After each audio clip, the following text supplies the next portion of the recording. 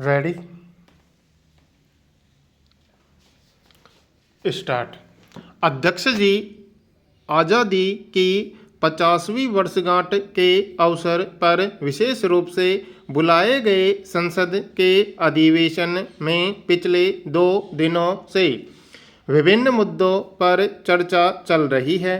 बहस में 4 मुद्दों का समावेश किया गया है, लेकिन पहले ही दिन आपने चाहा था कि यदि एक वक्ता अपनी बात को एक विषय तक सीमित रखे तो चर्चा ज़्यादा व्यवस्थित भी होगी और ज़्यादा सार्थक भी। मैं आपके इस निर्देश का पालन करते हुए अपनी बात को केवल मानव विकास यानी डेवलपमेंट के पहलू तक सीमित रखना चाहूँगी। अध्यक्ष जी, यह सत्र आत्मचिंतन के लिए बुलाया गया है, इसलिए इस सत्र में होने वाली चर्चा का तकाजा है कि चर्चा दलीय सीमाओं से ऊपर उठकर चले।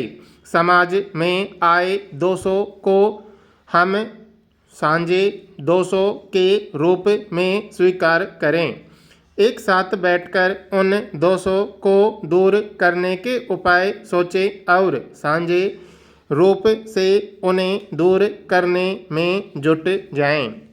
मुझे नहीं लगता कि इस चर्चा के दौरान स्वर में कोई तेजी लाने की आवश्यकता पड़ेगी। अध्यक्ष जी, मैं कोशिश करूंगी कि समय की मर्यादा के भीतर ही अपनी बात पूरी कर सकूं।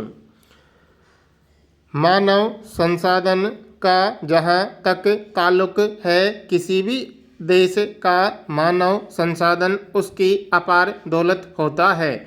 यहाँ तक कि प्रकृति के द्वारा दिए गए अन्य संसाधन जैसे जल, खनिज, भूमि, इनका इस्तेमाल भी देश अपने मानव संसाधन के बल पर करते हैं, मगर हमने अपने मानव संसाधन को हमेशा एक भार के रूप में देखा है, अपनी बढ़ती हुई जनसंख्या को अपनी तमाम समस्याओं की प्रमुख जड़ माना है।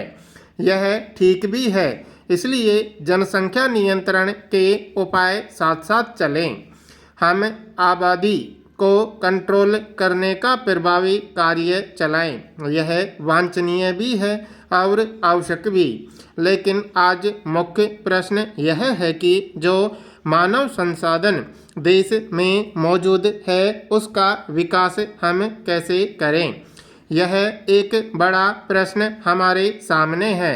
मुझे लगता है कि भारत जो 96 करोड़ लोगों का देश है, यानी 96 करोड़ दिमागों का मालिक है, उससे ज़्यादा हाथों और पैरों का धनी यदि इस अपार संसाधन को शिक्षित, स्वस्थ, चरित्रवान और अनुशासित बनाकर हमें राष्ट्र निर्माण के कार्य में लगा दें तो यह बोझ पूंजी में बदल सकता है और यह भार देश की अपार संपत्ति की शक्ल ले सकता है। इसलिए मैं आपसे कहना चाहती हूँ कि यह कार्य कठिन लगता है।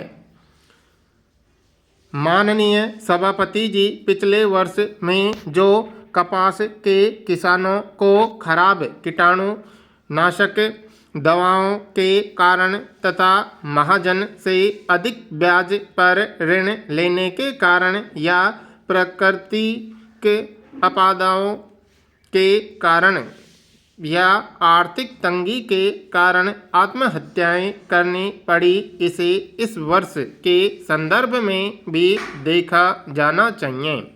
पिछले साल में कुछ अधिक कपास का उत्पादन हुआ था और सरकार पूरी कपास को नहीं खरीद पाई थी, जिसके कारण किसान की आर्थिक दुर्दशा हुई थी। भारत एक कृषि प्रधान देश है और यहाँ का किसान भारत के 100 करोड़ लोगों को भोजन दे रहा है। जो किसान 100 करोड़ लोगों को भोजन दे रहा है, स्वयं वह और उसके बच्चे अगर भोजन रहित सेवाएं या उन्हें आर्थिक तंगी के कारण आत्महत्या करनी पड़े या अपने बच्चों को मजबूर होकर बेचना पड़े तो इससे गंभीर बात देश में नहीं हो सकती है। पिछले वर्ष में जब किसान की आर्थिक दशा खराब हो गई तो उसकी उपज कम होना स्वाभाविक थी, क्योंकि अच्छे बीज, खाद और दवाएं लेने के लिए उसके पास पैसा नहीं था। समय पर उसको ऋण नहीं मिला। आंध्र प्रदेश में भी कपास के 37 किसानों ने आत्महत्याएं की थी और उस वक्त रिजर्व बैंक में इसके अध्ययन के लिए एक समिति का गठन हुआ था, लेकिन आज तक किसी भी सरकार ने गठित उस समिति के सुझावों को प्रकाशित नहीं किया और न ही उन सुझावों पर अमल किया। सदन को और इस देश के लोगों को अभी तक यह भी पता नहीं कि उस कमेटी की रिपोर्ट क्या थी। किसान की इससे अधिक बदकिस्मती क्या हो सकती है कि अगर वह गेहूं का उत्पादन बढ़ाए तो गेहूं के किसान की आर्थिक दुर्दशा हो जाए, गन्ने का उत्पादन बढ़ाए तो उसकी आर्थिक दुर्दशा हो जाए, आलू का उत्पादन बढ़ाए तो उसकी आर्थिक दुर्दशा हो जाए, प्याज का उत्पादन बढ़ाए तो उसकी आर्थिक दुर्दशा हो जाए और कपास का उत्पादन बढ़ाए तो उसकी आर्थिक दुर्दशा हो जाए। सभापति जी, गन्ने का कुछ वर्ष पहले बहुत अधिक उत्पादन हुआ। किसान को अपना गन्ना अपने खेतों में जलाना पड़ा था। इसी तरह से 3 साल पहले प्याज का उत्पादन बहुत अधिक हुआ। प्याज सड़ गई थी और किसान को प्याज का दाम नहीं मिला था। इसी तरह से पिछले वर्ष आलू सड़ गया था, लेकिन दूसरी ओर 2 वर्ष पूर्व रबड़ का आयात करना पड़ा, जिसके कारण पिछले वर्ष रबड़ का अधिक उत्पादन किसान ने किया। सभापति जी, सदन को आज यह विचार करना पड़ेगा कि जब भी किसान अपनी फसल का भरपूर उत्पादन करे तो सरकार उसे पूरा संरक्षण प्रदान करे। पहले तो किसान उत्पादन करके आर्थिक दुर्दशा में फंसता है, उस पर सरकार संरक्षण प्रदान नहीं करती है। दुनिया के हर देश में चाहे माल समुद्र में फेंक दिया जाए, किसान का आर्थिक शोषण वहाँ सहन नहीं किया जाता है, लेकिन यहाँ अधिक उत्पादन करने पर उसकी आर्थिक दुर्दशा हो जाती है। उसका विपरीत असर यह पड़ता है कि आने वाले समय में उत्पादन कम हो जाता है। मैं गन्ने का एक उदाहरण देना चाहूँगा। 1991 में जब गन्ना किसान की आर्थिक दुर्दशा हो गई, उस समय सरकार चीनी का निर्यात कर रही थी।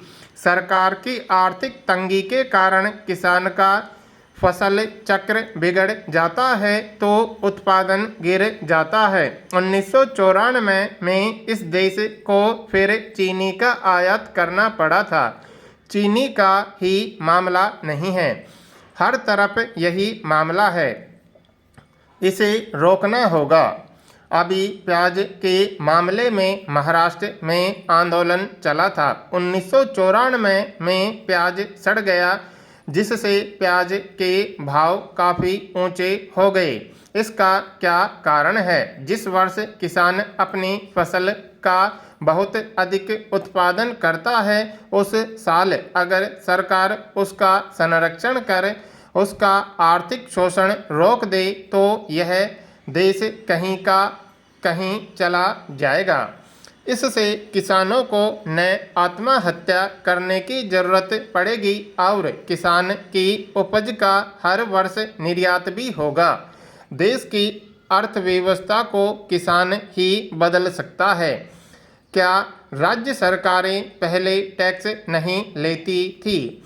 आज हर राज्य के बॉर्डर पर प्रतिबंध लगे हुए हैं। अगले वर्ष तक सार्क देशों से 1500 वस्तुएं देश में आने के लिए सभी पाबंदियां समाप्त की जाने वाली हैं, लेकिन हमारे यहाँ ऐसी पाबंदियां लगी हैं, कहीं मंडी परिषद के नाम पर, कहीं व्यापार के नाम पर, कि किसान एक राज्य से दूसरे राज्य में अपनी उपज नहीं ले जा सकता। माननीय कृषि मंत्री जी यहाँ बैठे हैं। मैंने नियम 377 के अधीन एक विषय उठाया था कि किसान को अपनी उपज तथा उस पर आधारित उत्पादों को पूरे भारत में लेकर जाने की स्वतंत्रता होनी चाहिए। उत्तर में माननीय मंत्री जी ने कहा कि जम्मू कश्मीर, पश्चिम बंगाल और आंध्र प्रदेश में पान को छोड़कर सभी जगह स्वतंत्रता है।